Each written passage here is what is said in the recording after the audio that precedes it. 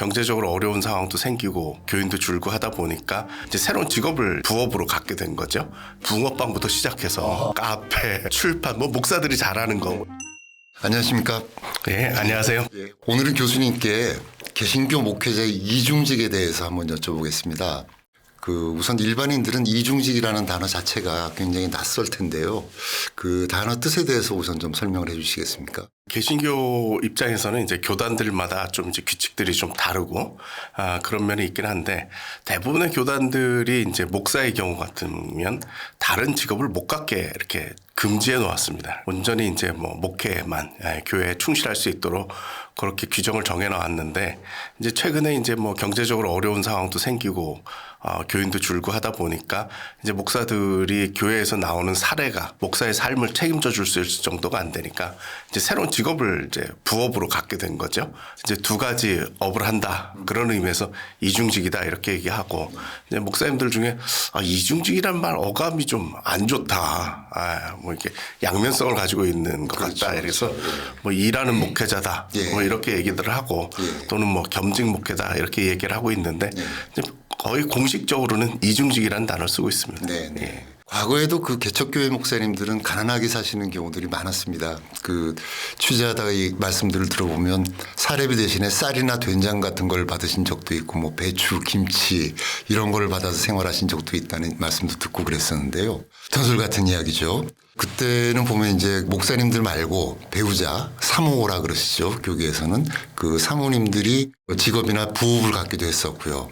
근데 지금은 이제 말씀대로라면 목회자 본인들이 다른 직업, 부업을 또 겸한다는 말씀인데 언제부터 이렇게 목회자들이 부업을 갖기 시작했다고 보시나요? 20년 전부터 이런 얘기들이 이제 간간히 나오기 시작했습니다. 그래서 21세기 들어오면서부터 나타나는 현상이다. 좀 이렇게 얘기를 할 수 있을 것 같고요.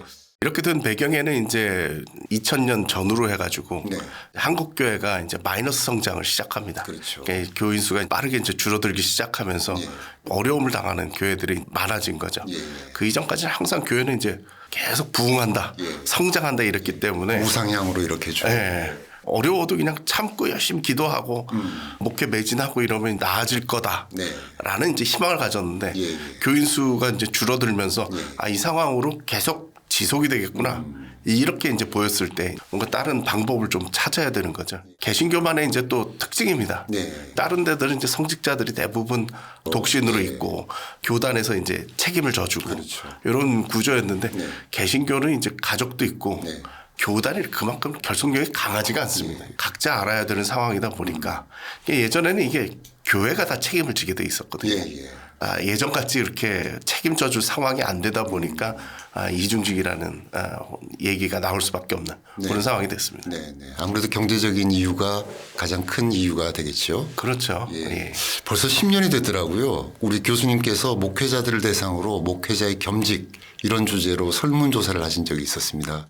저도 그 당시 말로만 돌던 이중직 이야기를 말하자면 본격적으로 처음 수면 위로 드러낸 조사라고 기억이 되는데요. 그 결과를 보면서 저도 좀 놀라기도 하고 그랬습니다. 그때 이런 조사를 하시게 된 계기가 있으셨습니까? 그때도 10년 전이니까 이중직이라는 거를 꽤 많이 했었습니다. 목사들이. 이중직이 등장한 지가 한 10년쯤 지난 시점이었던 셈인 거죠. 그렇죠. 뭐 인천 지역의 교회들이 많으니까 뭐 대리기사나 아니면 택시기사 한다는 얘기들이 많이 들렸었고 한 80% 정도는 미자립 교회다. 월급을 제대로 줄 형편이 못 된다라고 얘기하는 그 정도 수준인데 교단법이 이걸 막고 있으니까 아무도 이걸 꺼내서 얘기해 본 적이 없고 공개적으로 할 수 없었죠. 그러니까 다들 하긴 하고 또 그럴 수밖에 없을 거라고 이해는 해주고 한데 이제 쉬쉬한 거죠. 다 묻어놓고 있었는 상황이었는데 제가 보니까 이거를 꺼내놓고 뭔가 대책을 세워줘야 되지 않을까라는 그런 생각이 든 겁니다. 그래서 직접 설문조사를 해봤는데 정말 한 80% 정도는 저 정도면 먹고 살기 힘들겠는데 라는 생각이 들더라고요. 그래서 그런 결과가 나왔습니다. 저도 그때 보면서 놀랐던 기억이 월 사례비 기준으로 120만 원에서 180만 원이 21.7%, 180만 원에서 250만 원이 18.9%, 심지어 80만 원 미만도 16%. 아예 없다도 15%. 이러니까 진짜 80% 정도가 아무리 10년 전이라고 해도 이게 최저 생계가 가능할까 싶은 그런 수치였습니다. 요즘은 좀 사정이 나아졌습니까? 또 안 좋아졌습니까? 좀 업데이트된 자료가 있으신가요? 최근에 나온 게 이제 2년 전 예. 조사인데 네. 거기에 보면 그렇게 뭐 달라진 것 같지가 않아요. 그러니까 네. 특히 10년 전에 했을 때는 그야말로 비정규직이라고 할 수 있는 우리 쪽에서 보면 전도사부터 시작해가지고 담임 목사까지 전체를 대상으로 해가지고 한 900여 명 이렇게 네. 조사를 했는데 네. 이번 조사는 이제 담임 목사들만 대상으로 해가지고 네. 한 1000명 정도 네. 조사를 했는데 네. 이번 조사를 보니까 뭐 그렇게 달라졌다는 느낌이 안 드는 거예요. 250만 원 이하를 받는 담임 목사들이 약 한 75% 가까이 되는 거죠. 네.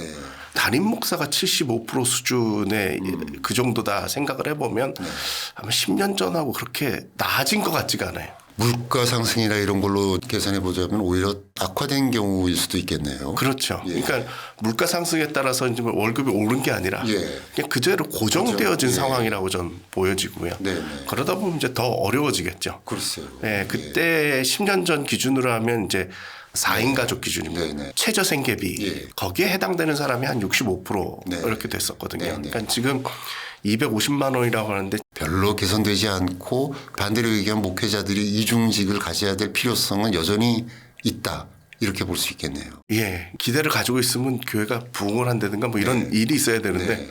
어렵다. 네. 예, 그렇게 보고 있습니다. 우리 목사님 말씀 가운데도 지금 미자립 교회라는 말씀이 나왔는데 안일 미자라는 거는 언젠가는 자립할 수 있을 것이다. 현재는 아니지만 이런 희망이 좀 담겨 있는 단어인데 현실은 거의 그 희망이 실천이 안 되는 거군요. 그렇죠. 이제 지난 한 10년 사이에 전체적인 교세가 한 20% 이상 줄어들었습니다. 그렇죠. 그러니까 20%가 줄어들었다라는 것도 예. 통계가 정확한 대형 교단들 기준으로 한 20%가 줄었기 때문에 예. 작은 교단들 기준으로 보면 훨씬 더 빠르게 예. 줄어들었을 것 같습니다. 그러니까 교회는 20%가 줄었는데 실은 목회자 숫자는 더 늘었습니다. 네. 이게 수급이라는 측면에서도 네. 이게 뭐 맞지가 않은 예. 그런 상황이라고 볼 수 있죠. 게다가 전반적으로 사회적으로 그 종교에 대한 관심도가 떨어지고 그다음 인구도 줄고 이런 상황이 이제 맞물리면서 더 악화되는 환경이 됐군요. 제가 볼 때는 상당히 신기한 현상인데 네. 코로나가 딱 터져서 네. 세계적인 역병이 네. 왔지 않습니까? 네. 대부분 이러면 인류 역사를 쭉 살펴보면 네. 종교인구가 늘어요. 그렇죠. 그렇죠. 네. 예, 예. 별 방법이 없으니까 네. 교회 가서 살려달라고 기도도 해야 되고 예.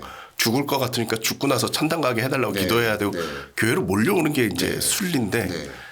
제가 볼 때는 인류 역사상 처음인 것 같아요. 역병이 돌았는데 네.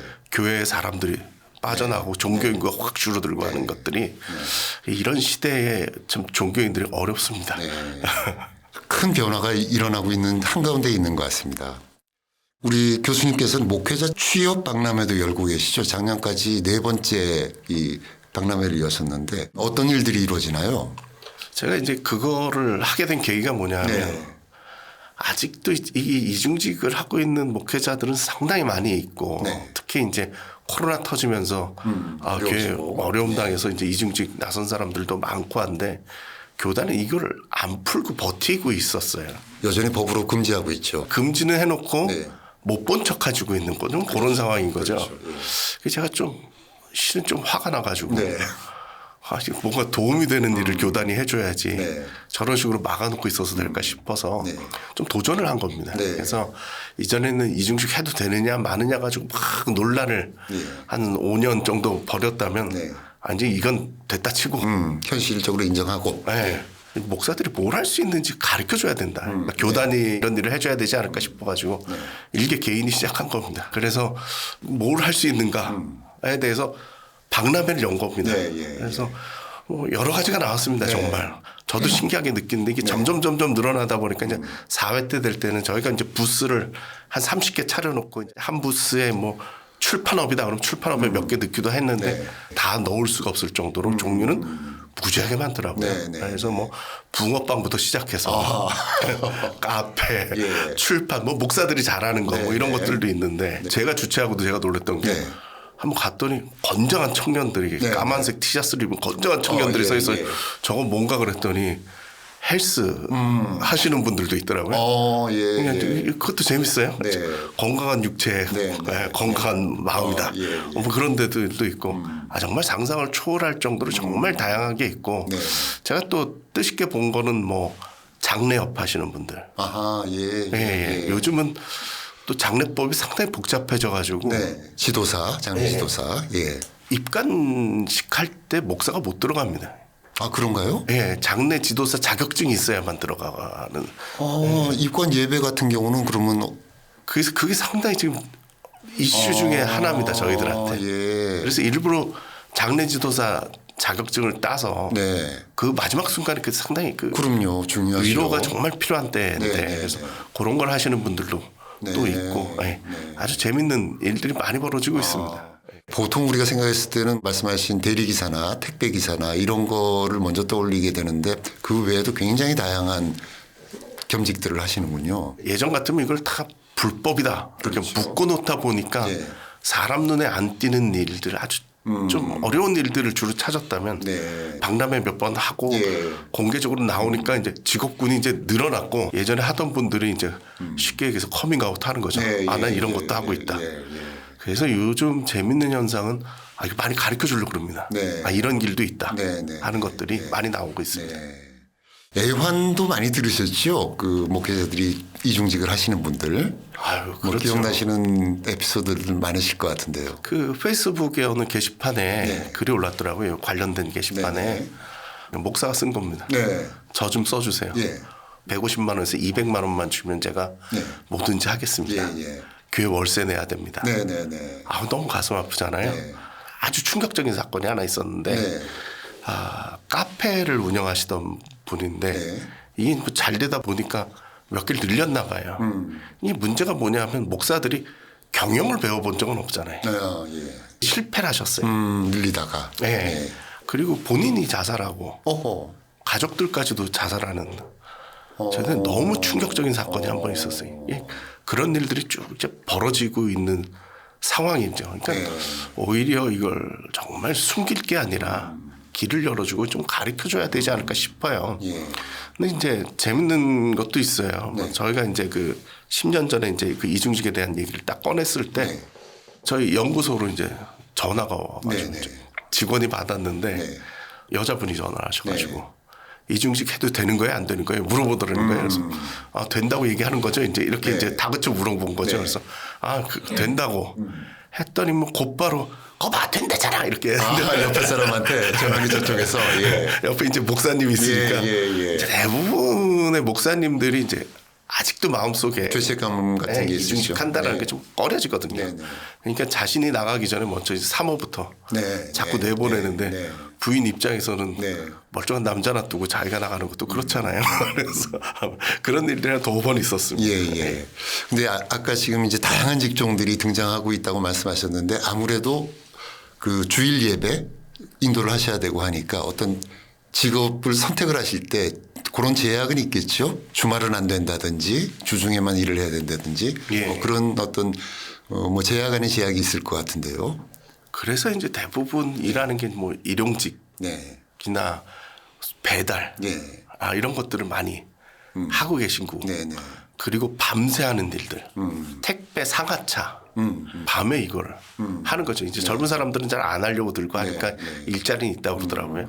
이걸 하고 새벽기도 하고 들어와서 자니까 상당히 위험한 일이죠. 예. 그런 것들을 보면 좀 이렇게 교단이 좀 풀어주고 품어주고 오히려 이렇게 효율적으로 일할 수 있는 일들을 찾았으면 좋겠고 또 하나 이제 뭐 많이들 하는 게 그 편의점 아르바이트를 많이 합니다. 네, 그건 이제 여럿이 나눠서 하는 일이니까 네. 아르바이트 하면 밤새 하든지 아니면은 남들이 잘 안 하는 시간 새벽 시간 뭐 이런 시간 같은 때 한다든가 뭐 그런 일들을 많이 하고 있습니다. 아까 이제 목회자들 커밍아웃 말씀하셨는데 그 교수님께서 저 취합하신 자료에서 제가 봤던 것 같은데 부업을 하시는 분들은 그 장점에 대해서 말씀하시는 분들이 계시더라고요. 그 성도님들이 얼마나 힘들게 하루하루 살다가 주일날 예배에 오시는지를 내가 몸소 느끼게 됐다. 뭐 이런 얘기도 본 적이 있는데 그런 어떤 장점을 말씀하시는 분들도 많으시죠. 그렇죠. 그러니까 우리들 같은 경우는 이제 어려서부터 이 목사 교육을 계속 받고 예. 따로 사는 법을 주로 배운 거거든요. 네. 따로 일반인들과 따로 세속하고는 다르게 네. 살아야 된다라는 네. 어떤 이런 걸로 쭉 살아왔던 사람들인데 예. 직접 겪어보니까 이게 삶이 다르다는 거예요. 많은 목사님들이 네. 이 이중직하는 목사님들이 네. 목사가 제일 힘든 직업인 줄 알았다 세상에. 그 전까지는 네. 예. 근데 겪어보니까 이 성도들이 대단하다는 네. 거예요. 네. 이제 그 중에 이제 반성 섞인 말로 해주시는 말씀이 뭐냐면 네. 내가 헌금 내란 말을 너무 쉽게 얘기했다. 이게 얼마나 고생해야 이 월급을 받고 네. 거기에 떼서 헌금을 하고 하는 건데 11조를 하고 네. 예. 본인은 교회 입장에서만 생각해서 헌금해라 이런 소리를 너무 많이 했다라는 거죠. 네. 근데 자기들이 겪어보니까 정말 이게 직장생활 하면서 새벽기도 나오고 네. 주일 예배 드리고 수요일 나오고 금요일 나오고 하는 게 얼마나 어려운 일인지 몰랐다라는 네. 그런 고백들도 많이 있습니다. 글쎄요. 그런 점에서 성도들과 더 가까워졌다, 이해하게 됐다 그런 말씀들을 그래서 하시더라고요. 제자 중에 이제 박사 논문을 이걸 쓴 분이 계신데 예. 우리 목사님이 달라졌다. 이게 성도가 얘기하는 거구나. 우리한테 다가오는 얘기를 하기 시작했다. 네. 네. 그러니까 직접적인 지침이 될 만한 얘기들을 많이 해준다라는 거죠. 네. 결국은 이제 그 양립이 가능하느냐 그 말씀대로 건강을 해칠 수도 있고 근무하는 날로 보면 주일이나 이때는 피해서 하겠지만 결국 그 여파가 주일 예배까지 좀 미칠 수도 있고 한데 직접 겪어보신 분들은 어떻게 그 양립하는 방법을 좀 찾아가시던가요? 결국 이게 큰 딜레마입니다. 그렇죠. 예. 네. 결국 체력적으로도 힘들고. 예. 네. 그래서 그런 문제들이 생기는데요. 네. 결국 여기서 우리가 봐야 될 부분은 과연 이중직을 안 하고 교회를 버티고 갈 수 있느냐는 겁니다. 저는 이제 조사할 때 이제 설문만 한 게 아니라 이제 인터뷰도 진행을 해봤는데 그 중에 그런 얘기들을 하시더라고요. 그러니까 목회를 언제까지 할 수 있느냐. 보통 이제 교회를 월세를 얻어서 들어가는데 보증금에서 월세를 못 내면 이제 까이잖아요. 깎아나가죠. 네. 예. 이게 다 하면 목회도 끝이다. 보증금이 다 까여가지고 이제 나가십시오 하면 목회가 끝난다라는 거예요. 그럼 목회가 유지가 안 되는 거죠. 이 이중직이라는 것은 실은 이게 즐거워서 하는 일이 아니라 뭐 돈을 많이 벌겠다고 하는 것도 아니고 뭐 목사들이 나가서 한다는 일들이 대부분 뭐 이렇게 돈이 되는 일을 하는 건 아니거든요. 근데 이걸 함으로 말미암아 가지고 교인들 대신 자기가 헌금 내고 월세는 유지하고 월세라도 내고 하면서 교회가 유지가 된다라는 거예요. 그래서 이게 어떻게 보면 지속 가능한 목회의 방법이다. 이렇게 볼 수가 있는 것 같습니다. 그래서 요즘 뭐 젊은 사람들도 이제 목사 되려고 준비하는 사람들 입장에서는 여기에 대한 관심이 오히려 많습니다. 미리미리 좀 마음의 준비를 그러니까 본인이 계속 목회를 할 생각이 있으면 자기 생계는 내가 해결을 해야 이게 가능하겠구나라는 그런 관점들이 있는 거죠. 많은 교단들에서 지금 현재 그 법으로 그 이중직을 금지하는 거에도 이유는 있을 것 같아요. 어떤 이유로 주로 금지를 하고 있는 건가요? 집중력 문제겠죠. 그러니까 자기가 목회에 정말 이렇게 집중해서 교인들 돌보고 이런 거죠. 지금 목사들이 쉽지가 않습니다. 설교를 뭐 일주일에 최소한 11번은 해야 되거든요. 작은 교회도요? 그렇죠. 작은 교회일수록 뭐 나눠서 할 수가 없으니까 자기가 더 해야 되거든요. 그러니까 매일 새벽 해야죠. 수요일, 금요일 해야죠.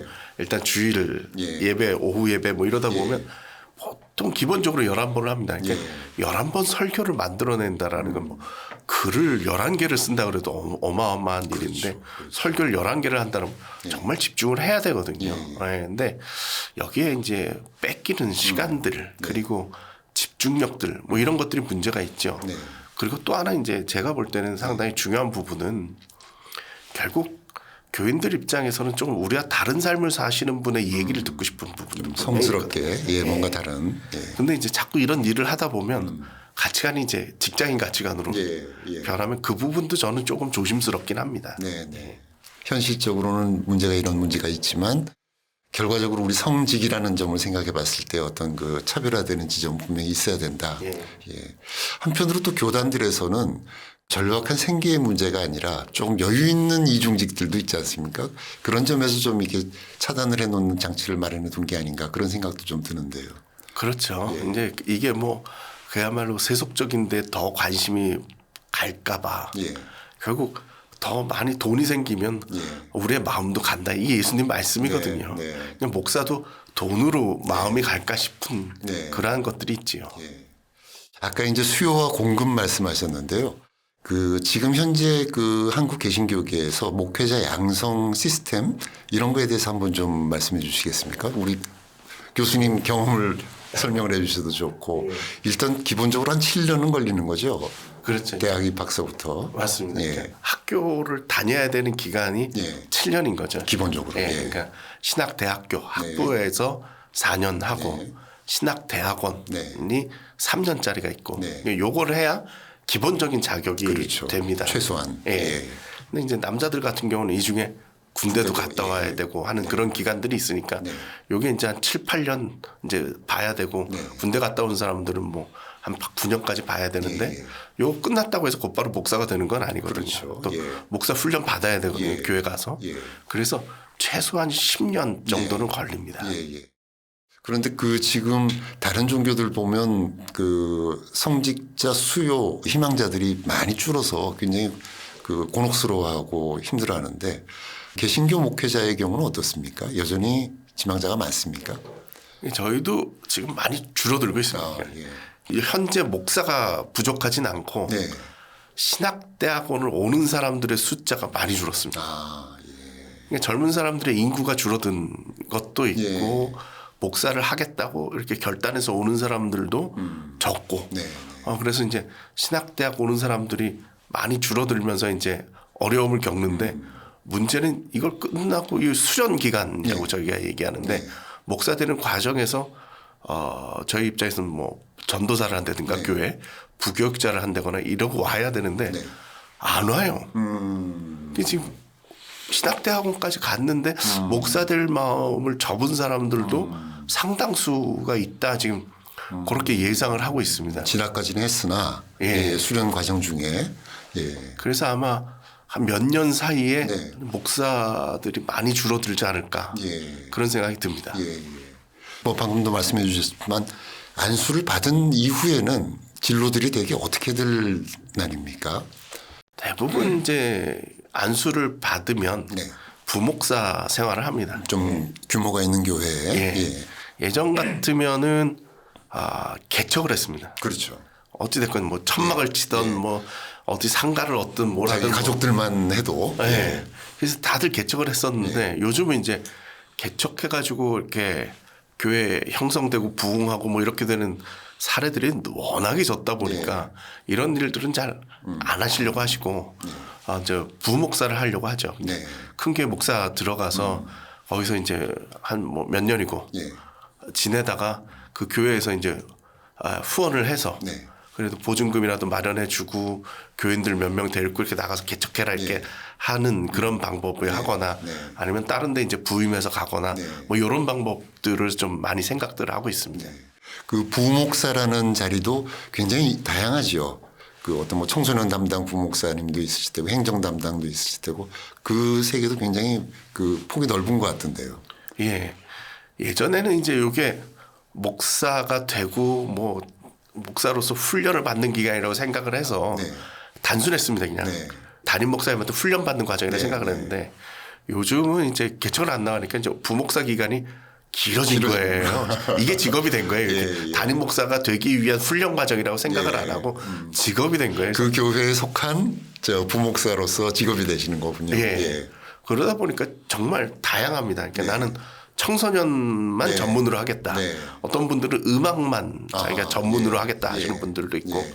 사회 봉사 예. 쪽으로 예. 요즘 교회에서 뭐 복지관 같은 것들도 많이 하고 있기 때문에 네, 그렇죠. 런 복지기관 예. 파송 목사가 한다든가 네. 뭐 아니면 문화만 담당하는 네. 목사들도 생기고 정말 다양하게 이제 늘어나고 있습니다. 네. 근데 아까 말씀하신 것처럼 이제 그렇게 하다가 속된 용어로 한다 그러면 창업, 개척을 해서 나가시는 경우들은 이제 점점 줄어들고 있다. 그런 말씀이신 거죠. 그렇죠. 예. 예전 같으면은 정말 70년대, 80년대 말씀을 들어보면 예. 천막 치고 십자가만 꽂아도 교회 됐다 소리를 했거든요. 그럼요. 실제로 그런 경우들 많이 봤죠. 예. 그렇죠. 예. 그러니까 막 본인이 열심히 하고 네. 막 기도하고 뭐 이렇게 하시면 교회 교인들이 오고 예. 이제 부흥을 했는데 예. 요즘 그게 어려우니까요. 네, 네, 아, 예. 네. 뭐 도저히 개척이라는 게 약간 불가능처럼 지금 보이고 있는 상황입니다. 그런 부목사님들 가운데서도 이렇게 이중직을 하시는 분들이 더러 계시는가요? 부목사님들은 오히려 이중직이 적습니다. 그렇죠. 여기 이제 고정적으로 월급이 나오기 예. 때문에. 근데 이제 부목사 중에도 네. 요즘 이제 부목사 지원자들이 이제 상당수 있다 보니까 네. 이제 저희 표현으로 하면 전임이라고 하는데 네. 풀타임 사역을 안 하고 파트타임 하시는 분들이 있어요. 네. 그러니까 이런 분들은 다 이중직을 하셔야 네, 네. 되는 거죠. 네, 네. 뭐 그리고 훈련 중에 있는 뭐 전도사라든가 이런 분들도 당연히 이중직을 하고 네, 있고요. 네. 네. 목회자는 계속 숫자가 많은데 교회는 줄어든다 그랬는데 지금 그 연간 목사 안수 받으시는 숫자가 한 어느 정도 되나요? 저희가 정확하게 파악을 못 하고요. 네. 네. 목사 수는 지금 7만, 8만 뭐 이렇게 돼 있고요. 네. 교회 수는 한 5만 정도 네. 돼 있고. 네. 예. 그래서 아무래도 좀 이 수급에 좀 어려움이 아직까지는 있습니다. 네. 근데 진짜 말씀대로 그 수련 과정에서 중간에 포기하시거나 관두시는 분들이 계시고 하면 지금은 목회자 수가 넘친다 그러지만 언젠가는 좀 부족하다 이런 얘기가 나올 수도 있겠네요. 근데 지금도 30대까지는 지금 부족하다고 봐야 됩니다. 아, 오히려 나이 많은 쪽에 지금 몰려 있는 상황이거든요. 예. 네. 그래서 지금 목사들 정년 연장 얘기가 네. 나오고 있는데 네. 그 이유 중에 하나가 네. 앞으로 맡을 목사들이 없지 않을까 지금 이런 네. 예상들을 하고 있습니다. 예. 특히 저 규모가 크지 않은 교회들 시골에 있거나 예. 지방에 있거나 이런 교회들 그렇죠. 예전 같으면은 지방에 있는 이제 시골에 있는 교회들 같은 경우도 목사들이 많이 그 지원들을 했는데 네. 요즘 이제 교회가 비기 시작했습니다. 예. 그런 경우는 어떻게 되나요, 교회가? 이제 여러 고민들을 하고 있는데 네. 교회들을 합치는 경우들이 네. 이게 지금 현재는 대안으로 나오고 있고요. 네, 네. 젊은 사람들이 관심을 가지고 있습니다. 네. 예. 이 농촌 목회에 대해서 젊은 사람들이 관심을 갖는 이유가 네. 이제 전체적으로 봐도 한국 사회에 귀농 귀촌 인구가 상당히 많거든요. 네. 예. 한참 피크 때는 50만 명이 넘었어요. 네. 그러니까 인구의 1%가 농촌 지역으로 가서 산다 이 말이죠. 30대, 20대 청년들이 23만 명이 농촌으로 간다. 네. 이거 이제 도시의 삶을 이제 내려놓겠다는 거거든요. 왜 가냐 이렇게 물어보면 이제 집 해결되고 네, 그렇죠. 직장 해결되고 가정을 꾸릴 수 있고 뭐 이런 이게 세 가지가 가장 중요한데 네. 젊은 목회자들한테도 저도 이제 도전을 주는 게 가라고 여기서 개척한다고 뭐 그러지 말고 부목사 한다고 뭐 40, 50만 이렇게 나이 들어서 하지 말고 예. 지금이라도 내려가라. 네. 그리고 본인이 이중직하면 된다. 가보면 현실은 뭐 무섭죠. 뭐 10명, 20명 정도 예, 예. 할아버지 할머님들만 계셔가지고 한 10년이면 그냥 이 마을이 없어지는 그렇죠. 상황이 되는 거예요. 예. 그리고 제일 힘든 게 계속 장례를 치러야 돼요. 아, 교인들을. 예.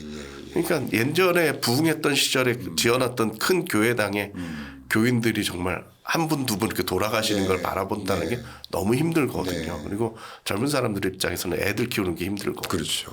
인프라가 잘 안 돼 있고 하니까. 예. 근데 요즘은 거진다 해소가 예. 됐어요. 그래서 오히려 요즘 보면 제가 그 재작년에 농촌교회 실태조사 한다고 전국을 돌아다녀 봤는데 네.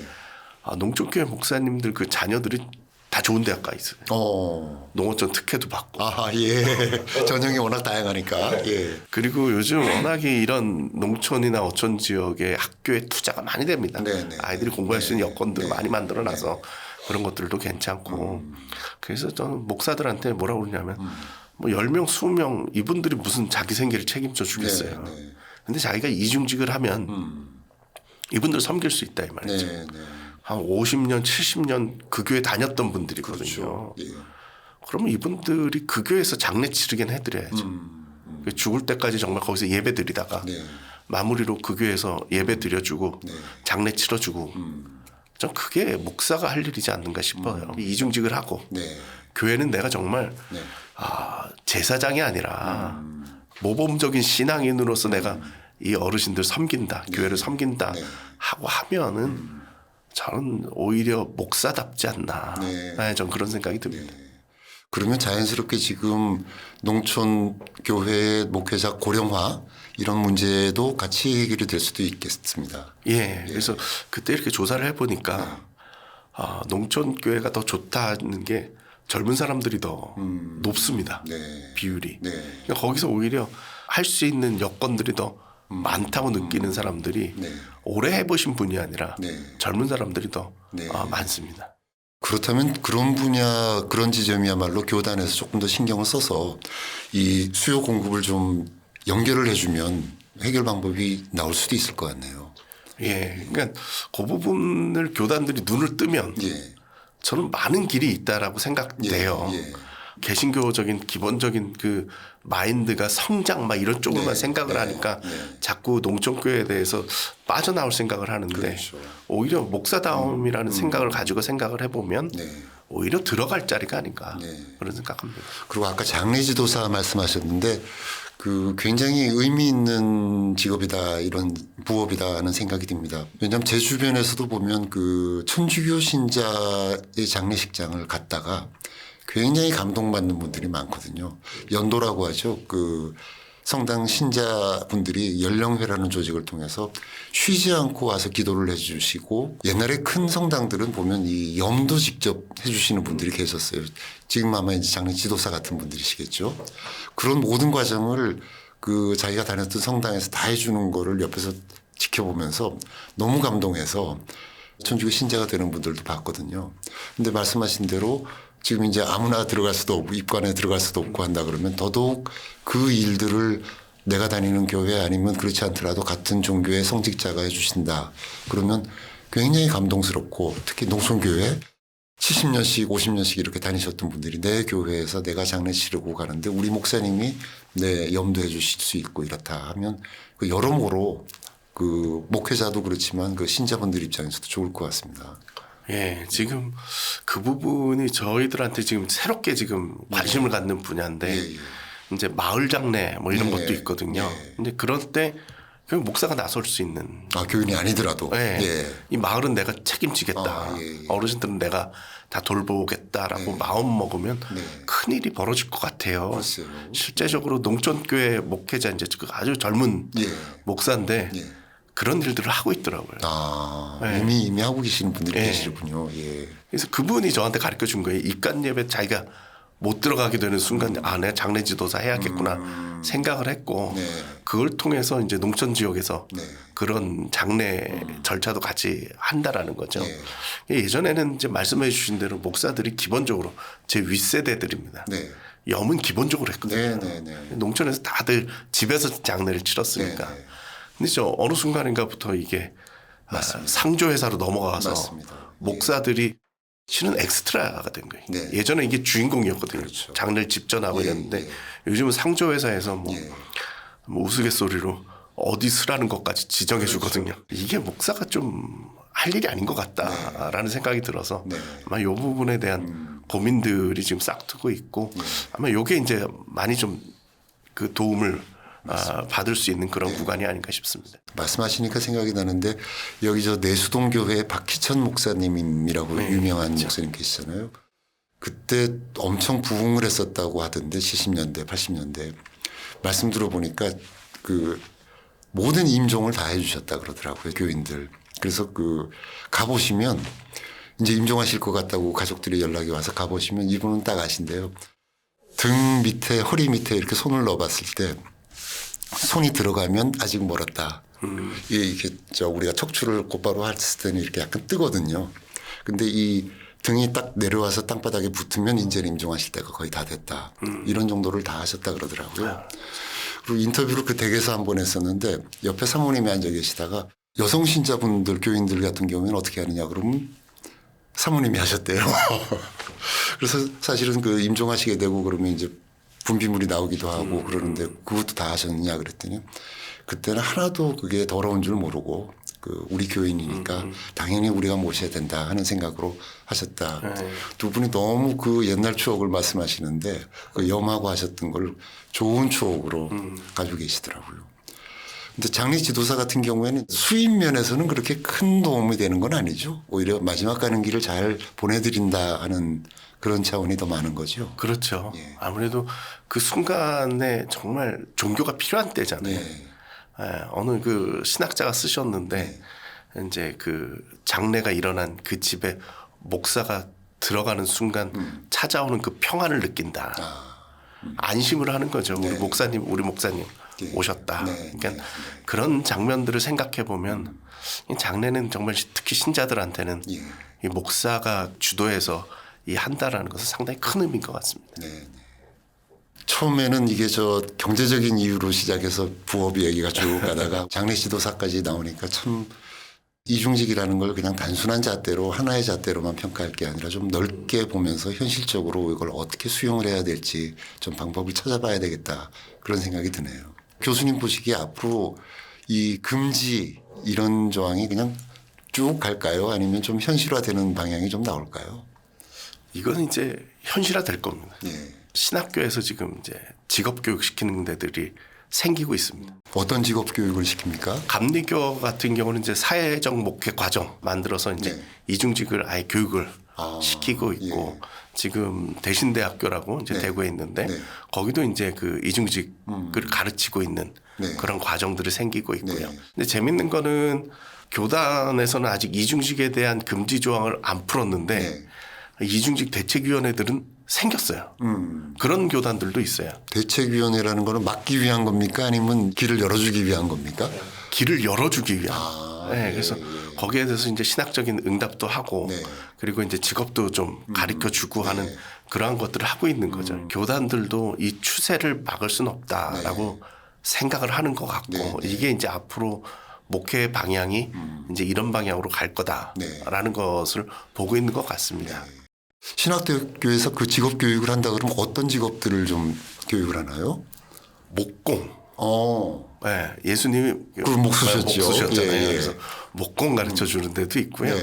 그리고 카페 예, 운영하는 것도 있고 예. 그리고 이제 기본적인 이제 신학적인 뒷받침해 주는 그런 교육도 시켜주고 네. 예, 다양하게 지금 이루어지고 있는 것 같습니다. 제가 전에 이렇게 취재하다가 말씀 들어보니까 신학교 교육과정 중에 정치라는 과목이 있더라고요. 그게 이제 우리가 일반 사회의 정치하고는 다른 거죠.